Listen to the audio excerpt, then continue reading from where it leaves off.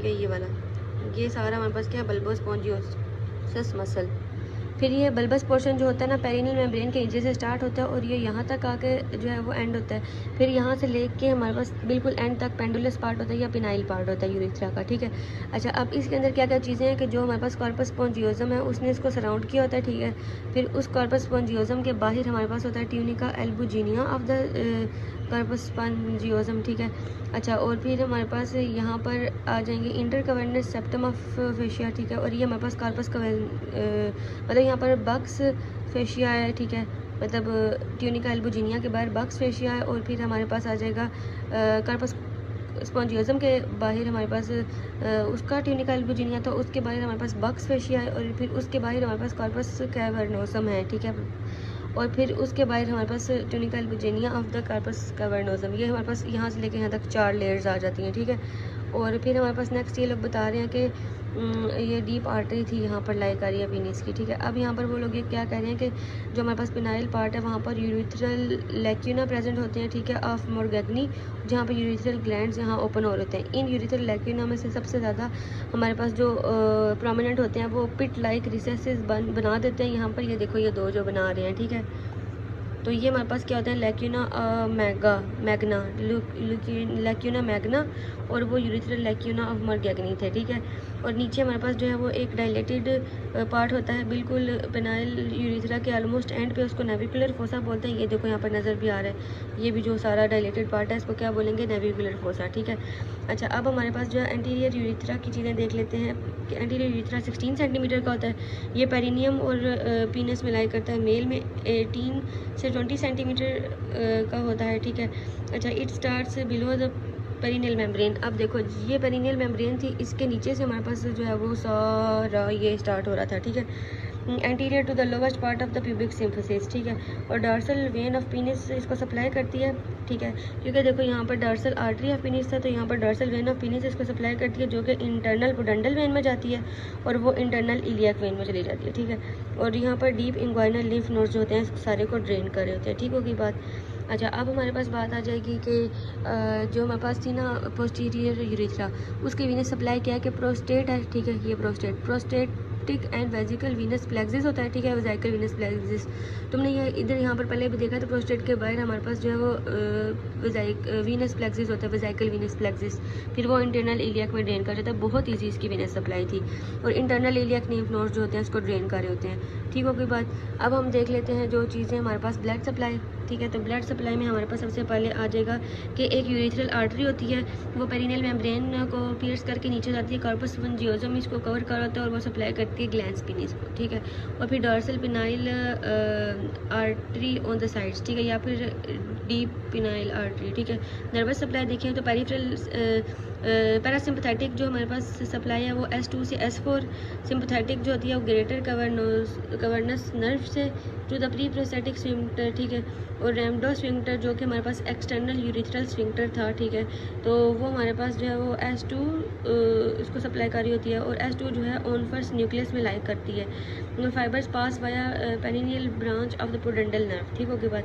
अच्छा, यहाँ पर देख लो कि जो हमारे पास एक चीज़ रह गई थी कि जो हमारे पास होती है ना ये एंटीरियर यूरिथ्रा, ये एक्सटर्नल यूरिथ्रल स्फिंक्टर से लेके एक्सटर्नल यूरिथ्रल ऑरिफिस, ऑरिफिस क्या होता है, ओपनिंग होती है, ठीक है। ये स्फिंक्टर नहीं होता, ये ओपनिंग है, ठीक है, यहाँ तक जो है वो हो रहा होता है। अब हम फीमेल यूरिथ्रा देख लेते हैं, BD पेज 441। अच्छा, इसमें एक दो चीज़ रह गई थी कि जो जैसे हमारे पास ये पीनिस है ना, तो जब ये हमारे पास फ्लैसिड होता है ना, तो इसमें हमारे पास जो है हम इसकी डबल कर्व्स देखते हैं, ऐसे पड़ा होता है ये, ठीक है। एक कर्व इधर है और एक कर्व इधर है, ठीक है, 2 कर्व्स होते हैं इसके। और यहाँ पर वो लोग कह रहे हैं कि passage of urine throughout different shapes of urethra causes it to flow continuous stream. अब हमारे पास जो है वो शेप्स ऑफ यूरिथ्रा क्या है, तो ये हमारे पास ट्रांसवर्स सेक्शन लेना, अगर ये यूरिथ्रा है तो इसका ट्रांसवर्स सेक्शन लें, ऐसे दरमियान में से काटें ऐसे करके। तो सबसे पहले तो जो प्रोस्टेटिक यूरिथ्रा है उसकी क्रीसेंट शेप आती है, मेम्ब्रेनस यूरिथ्रा की स्टेलेट, प्री प्रोस्टेटिक की भी स्टेलेट आती है। और जो पेनाइल है उसकी ट्रांसवर्स शेप आती है और एक्सटर्नल यूरिथ्रल ऑरिफिस की सैजिटल शेप आती है, ठीक होगी बात। अब यहाँ पर उन्होंने एक और बात लिखी हुई है कि जो हमारे पास होता है ना यूरिथ्रल स्फिंक्टर्स, ठीक है, वो मेंटेन करते हैं कॉन्टिनेंस, जब हमारे नहीं इट में maintain continence when external sphincter has been damage, ठीक है। किसका कह रहे हैं वो हमारे पास प्री प्रोस्टेटिक पता नहीं क्या, it extensively disrupted by vast majority in man, ठीक है। जैसे हमारे पास bladder, neck surgery, trans urethral resection, तो रिट्रोगेट इजैकुलेशन हैपर्स। ये किसकी बात कर रहे हैं? प्री प्रोस्थेटिक यूरिथ्रा की, कि जब वो हमारे पास हेल्प करता है जब एक्सटर्नल स्फिंक्टर डैमेज होता है। लेकिन अगर प्री प्रोस्थेटिक यूरिथ्रा डैमेज हो तो ये हमारे पास दोनों चीज़ें होती हैं और हमारे पास रिट्रोग्रेड जो हमारे पास है ना इजैकुलेशन वो होती है। और सिंपल म्यूकस जो हमारे पास सेक्रेटिंग ग्लैंड्स होते हैं ना वो लाइक कर देते हैं इसके टिश्यू में, प्री प्रोस्थेटिक यूरिथ्रा में। अब फीमेल यूरिथ्रा का छोटी सी बातें हैं, थोड़ी थोड़ी सी, कि ये 4 सेंटीमीटर का होता है। इंटरनल यूरिथ्रल ओरिफिस पे इसकी बिगिनिंग होती है। ये क्रॉस करता है पेरिनियल मेम्ब्रेन को, सेम जैसे कि मेल ने किया था, and enters the external urethral orifice, ठीक है। और ये 2.5 सेंटीमीटर बिहाइंड ग्लैंस पेनिस जो होता है ओपन कर जाता है इनटू द वजाइना, ठीक है। अच्छा, फिर इसकी यूरिथ्रल क्रस्ट होती है जिसमें स्मॉल जो है वो म्यूकोजल यूरिथ्रल ग्लैंड्स लाई करते हैं जो कि ओपन करते हैं into duct name para urethral duct, ठीक है। अब इसकी आर्टरीज हैं superior वेजाइकल and vaginal arteries, Venus plexus around the urethra, वेजाइकल Venus plexus वही मेल्स के जैसा इंटरनल पोडेंटल वेन में जाता है और वो वहाँ से इंटरनल आइलियक में जाता है। Lymph nodes internal and external iliac. अच्छा, अब हमारे पास ये क्लिनिकल्स आ जाते हैं, तो कैथेटराइजेशन ऑफ ब्लैडर, के कुछ केसेस में पेशेंट जो होता है वो यूरिन पास नहीं कर सकता जिसकी वजह से रिटेंशन होने लग जाती है यूरिन की। तो ऐसे पेशेंट्स को रबर ट्यूब, जिसको कैथेटर बोलते हैं, वो हम ब्लैडर में से पास कराते हैं into the urethra, through the urethra.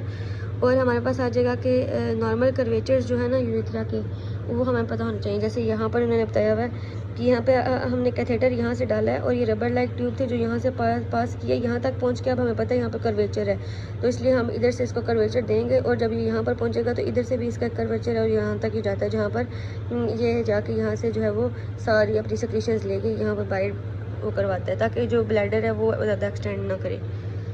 Rupture of urethra, के यूरिथ्रा जो है रप्चर हो सकता है beneath the pubis by fall a tried a sharp object, ठीक है। This causes extravasation of urine, ठीक है। तो अगर हम प्यूबिस के बीनीथ जो है वो कोई इंजरी होगी तो यूरिथ्रा रप्चर हो जाएगा। इन्फेक्शन ऑफ यूरिथ्रा को यूरिथ्राइटिस बोलते हैं और कंस्ट्रिक्शन ऑफ यूरिथ्रा को स्ट्रिक्चर ऑफ यूरिथ्रा बोलते हैं। और ये हमारे पास इन्फेक्शन की वजह से क्या होता है कि यूरिथ्रा जो है कंस्ट्रिक्ट कर जाता है, ठीक है, ऐसे, और वो इम्पीड करता है फ्लो ऑफ यूरिन को। फिर हमारे पास आ जाएगा कि दैट इज़ कंस्ट्रिक्शन ऑफ और hypospadias is a common anomaly in which urethra opens on under surface of penis or in the perineum, ठीक है। और एपिस्पेडियाज जो है is a rare condition in which urethra opens in on the dorsum of the penis, ठीक है। अब देखो ये जो पेनिस है बिल्कुल, एक मिनट, ये बिल्कुल देखो मिड में उसकी ओपनिंग है ना, तो ये अगर डॉर्सम पे ओपन होगा तो एपिस्पेडियाज, ठीक है। और अगर ये कहाँ पर ओपन होगा कि अंडर सरफेस पे होगा तो हमारे पास जो है वो हाइपोस्पेडियाज, ठीक है। तो अंडर सरफेस, अच्छा, जो हमारे पास हाइपोस्पेडियाज है वो हम यहाँ पर देख लेते हैं कि ये हमारे पास अगर पेनिस है तो उसकी बिल्कुल अंडर सरफेस, और अगर उसकी डॉर्सम वाली सरफेस तो एपिस्पेडियाज, ठीक है। तो इसकी रीज़न क्या होती है कि हमारे पास ectopia vesicae, absence of infra umbilical part of anterior abdominal wall, rupture of penile urethra leads to collection of urine in the superficial perineal space, ठीक है। अगर कौन सा यूरिथ्रा खराब हुआ है? पेनाइल, ठीक है। रप्चर ऑफ मेम्ब्रेनस पार्ट है, जो मेम्ब्रेनस पार्ट रप्चर हुआ था, accumulation of urine in the pelvic cavity. Superficial perineal space होगा तो पेनाइल यूरिथ्रा, पी से पेरिनियल और पी से पेनाइल, और पेल्विक कैविटी मेम्ब्रेनस यूरिथ्रा की वजह से, ठीक है। बस।